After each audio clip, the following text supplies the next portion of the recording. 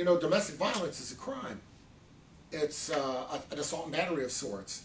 It's at its lowest level still a misdemeanor for which a person could go to jail from 0 days up to 93 days, maybe more, depending on what exact jurisdiction you're in, whether or not it's the first offense or second offense or whatever. But it does have a criminal connotation. You see, the court could impose that as a sanction or as a safeguard as it relates to domestic violence.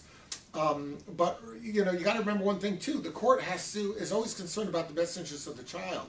So if husband and wife get into a domestic violence situation and there's some tussling and shoving or whatever, but the child is not involved, and there's no history that the child saw this, there's no history that this was in any way impactful of the child, in that circumstance, don't expect it to have the same weight on the custody issues as it would if the child was the victim or if the child was directly and intentionally exposed to the domestic violence.